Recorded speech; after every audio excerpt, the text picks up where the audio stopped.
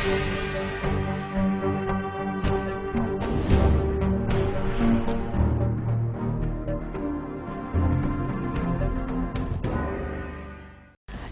Vindhya times में आपका स्वागत है और आपके साथ मैं श्रेया हाजिर हैं आज की बुलेटिन की खबरों के साथ। बात करते हैं पहली खबर की। रीवा में आज से रैपिड टेस्ट पद्धति की शुरुआत की गई है, जिसका पहला प्रयोग रीवा के पत्रकारों पर किया गया, जिसमें से एक पत्रकार की रिपोर्ट पॉजिटिव आई है। शहर के ऋतुराज पार्क में आज शिविर के माध्यम से पत्रकारों का कोरोना टेस्ट किया गया, जिसमें पत्रकार प्रखर गुप्ता सहित कलेक्ट्रेट का एक कर्मचारी कोरोना पॉजिटिव बताया गया। बता दें कि 15 अगस्त के दिन रीवा में रैपिड टेस्ट किट आया और इसकी शुरुआत आज से की गई, जहां कोरोना रिपोर्ट आने में 24 घंटे का समय लगता था, लेकिन इस पद्धति में महज 15 से 20 मिनट के अंदर कोरोना की रिपोर्ट आ जाती है। सीएमएचओ आरएस पांडे ने बताया कि 15 से 20 मिनट के अंदर सैंपल की जांच रिपोर्ट आ जाती है। पत्रकारों द्वारा सीएमएचओ से रैपिड टेस्ट पद्धति की ऑथेंटिसिटी के बारे में भी पूछा गया, जिस पर सीएमएचओ ने जवाब दिया कि इसकी जांच सही आती है और अगर कहीं गड़बड़ी पाई जाती है तो पुनः RT-PCR पद्धति से जांच कर पुष्टि की जाएगी। इस टेस्ट की शुरुआत से जहां 10 मिनट में रिपोर्ट सामने आती है, वहीं रिपोर्ट कितनी सही है इस पर अभी संशय बरकरार है। अभी तक हमने यहाँ पे 24 लोगों का 24 लोगों का टेस्ट किया हुआ है और उस 24 में एक व्यक्ति हमारे पॉजिटिव आए हैं, पत्रकार बंधु। हालांकि उनको कोई ज़्यादा सिम्टम कुछ भी नहीं था, सामान्य जांच थी और उसमें घबराने की भी ज़रूरत नहीं है। एक पॉजिटिव आने का मतलब है कि माइल्ड इन्फेक्शन है और ये 10 दिन हम आइसोलेट रह के इनको रखा जाएगा और इसके बाद धीरे अपने आप धीरे धीरे ठीक हो जाएंगे। कोई समस्या इसमें से नहीं। किस पद्धति से आप लोग आज ये हम रैपिड एंटीजन किट आता है, एंटीजन किट आता है जिसमें कि 15 से 30 मिनट में रिपोर्ट पता चल जाती है और उसी एंटीजन किट से ही हमने किया, इसकी जांच करी है। अगर इस पद्धति से आप जांच करें तो दिन में कम से कम 1000 रिपोर्ट आ जानी चाहिए थी। नहीं, हमारे पास किट तो आए हैं, अभी भोपाल से हमारे पास 2500 किट आए हुए हैं, लेकिन हमको एक दिन में 250 से ज़्यादा करने का टारगेट नहीं दिया गया है। टारगेट नहीं है ये, फिर आप करते नहीं? नहीं, टारगेट ही नहीं है, हमको 10 दिन में करना है। उसमें हमारे जिला भी है, अर्बन के अलावा जिला भी है, तो हमने जिले के लिए बांट दिया है, वहाँ भी बांट दिया है। लगभग हम 180 किट जिले के लिए प्रतिदिन के लिए भेजा हुआ है प्रतिदिन। अभी तक सामान्य ये देखा जाता था कि 20 से 25 ही रिपोर्ट आ पाती थी। नहीं, ये नहीं 20 से 25 नहीं, हमारे पास प्रतिदिन लगभग 300 से 400 रिपोर्ट आती है, आपको पता नहीं चलती। हम केवल पॉजिटिव आप गिनते हो कि 15, 20, 25, वो पॉजिटिव केसेस की रिपोर्ट है। टोटल रिपोर्ट यदि हम 500 करते हैं तो हमको 15, 20 पॉजिटिव मिल सकते हैं। तो वो जो पॉजिटिव वो अखबारों में जाती है, निगेटिव अखबारों में नहीं जाती है, तो रिपोर्ट पूरी आती है हमारे पास। अभी तक इसी पद्धति से की जाती है? नहीं, अभी तक इस पद्धति से। अभी रीवा में हमको 5 दिन पहले किट मिले हैं, बीच में छुट्टी पड़ गई 15 अगस्त। एक मामूली सा विवाद हत्या का रूप धारण कर ले, यह हैरानी की बात है। क्या आपने कभी सुना है कि एक टॉर्च की लाइट पड़ने से किसी युवक ने दूसरे युवक की हत्या कर दी? नहीं सुना होगा, लेकिन ऐसा ही मामला सामने आया है रीवा जिले के गढ़ थाना क्षेत्र से, जहां बीती रात एक छोटे से विवाद के कारण एक युवक को मौत के घाट उतार दिया गया। दरअसल यह घटना माला खरहरी गांव की है, जहां मृतक कमलेश कुशवाहा अपने चचेरे भाई के साथ खेत में मवेशियों को भगा रहा था। इस दौरान कमलेश कुशवाहा की टॉर्च की लाइट आरोपियों के ऊपर पड़ी और सिर्फ टॉर्च की लाइट के पड़ने से विवाद शुरू हो गया। मृतक के चचेरे भाई विजेंद्र कुशवाहा ने बताया कि एक जगह पर आरोपी और उसके साथी बैठे हुए थे, जिसके ऊपर टॉर्च की लाइट पड़ी। इसी बात को लेकर वह विवाद करने लगा और जब विवाद बढ़ा तो आरोपी ने कमलेश कुशवाहा की हत्या कर दी। प्रत्यक्षदर्शी की माने तो इस घटना में किशन शुक्ला, अभिषेक शुक्ला और अमित शुक्ला नाम के युवक शामिल थे, जिन्हें शिकायत के बाद पुलिस ने गिरफ्तार कर लिया है।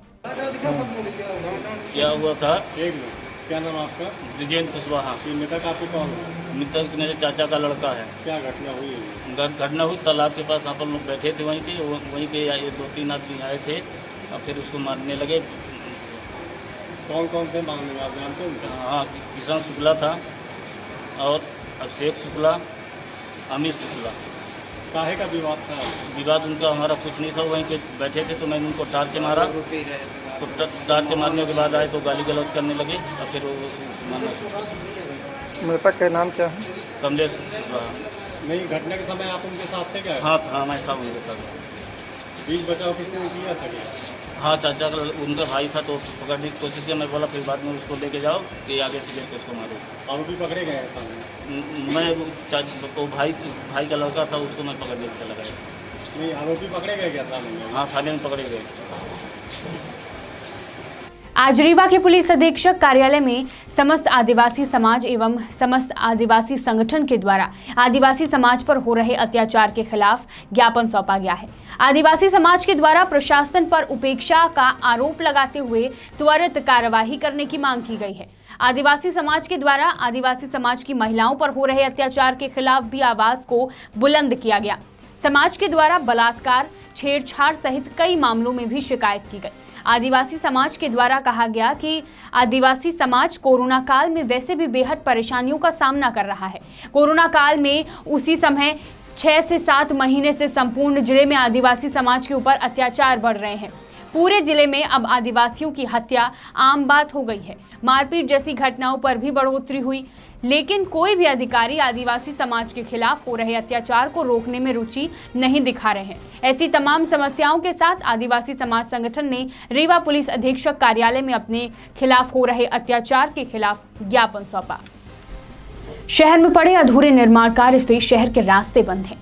सड़कों में पाइपलाइन बिछाने के लिए किए गए गड्ढे अभी तक समतल नहीं किए गए, जिससे हर रोज शहरवासियों को आने जाने में दिक्कत होती है। शहरवासियों की इन समस्याओं को समाज सेवियों ने समय समय पर उजागर किया, लेकिन अभी तक इन पर कोई निराकरण नहीं हुआ है। आज एक बार फिर से पेयजल सप्लाई, गैस पाइपलाइन और सीवर लाइन निर्माण के लिए जो गड्ढे किए गए हैं, इसके अलावा फ्लाईओवर निर्माण के कारण समान तिराहे से लेकर फूलमती मंदिर तक की रोड पिछले 4 महीने से ज्यादा समय तक के लिए बंद है, जिसके कारण लोगों को चिराहुला या पीटीएस चौराहा जाने के लिए शारदापुरम बाणसागर कॉलोनी का रास्ता अपनाना पड़ता है, जहां पर गड्ढे हैं और नाली के पानी की निकासी न होने के कारण रोड पर हमेशा पानी भरा रहता है। लेकिन इन सभी समस्याओं का अभी तक निराकरण नहीं हुआ है। इन सभी समस्याओं को लेकर आज समाज सेवियों ने कमिश्नर कार्यालय पहुंचकर ज्ञापन सौंपा। इसके साथ ही नगर निगम के द्वारा रतहरा तालाब स्थित लोगों को बेघर करने के बाद पुनर्वास के लिए प्रधानमंत्री आवास योजना हर परिवार को घर देने की बात कही गई थी, लेकिन हटाए गए लोगों में कई परिवारों को आवास योजना के पार्किंग स्थल में रहने के लिए जगह दी गई है, जिससे खुले में रहने के कारण एक परिवार की बच्ची को सांप के काटने से उसकी मौत हो गई। समाज सेवियों ने पीड़ित परिवार को 15 लाख की आर्थिक सहायता और प्रधानमंत्री आवास में रहने को एक घर देने की मांग की है। जिले के तराई अंचल के किसानों की समस्या को लेकर जिला कांग्रेस सहकारिता प्रकोष्ठ के जिला अध्यक्ष ने अतरेला में बैठक आयोजित की एवं इस मामले को लेकर प्रतिनिधि मंडल के साथ कलेक्टर रीवा इलैया राजा टी को ज्ञापन सौंपा है।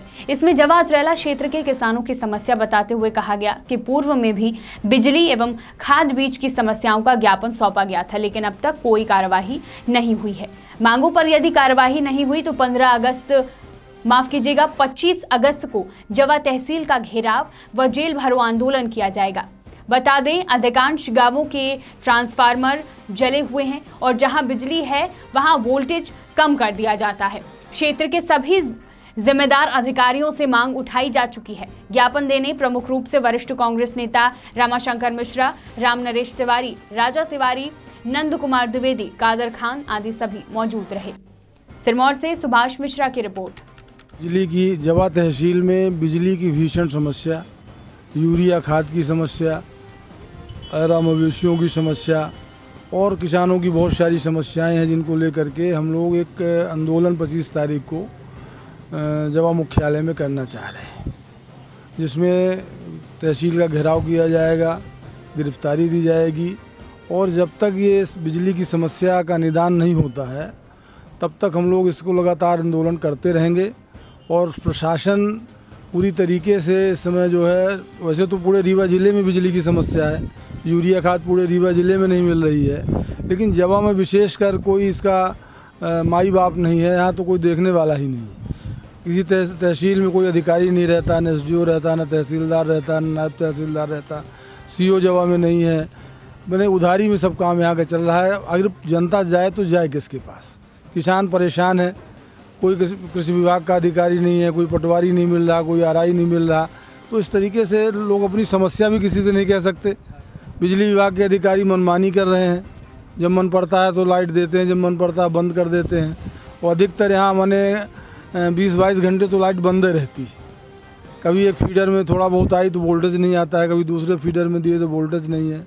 तो इन सब समस्याओं को लेकर के हम लोग 25 तारीख को जवा तहसील का घेराव करने का हम लोगों ने निर्णय लिया है। जिला कांग्रेस सहकारिता प्रकोष्ठ और कांग्रेस कमेटी की ओर से ये कार्यक्रम 25 तारीख को होगा और उसमें कम से कम 3-4 हज़ार किसान इकट्ठे होंगे और अपनी गिरफ्तारी भी देंगे। यही हम लोगों का इस मीटिंग का आज का उद्देश्य था।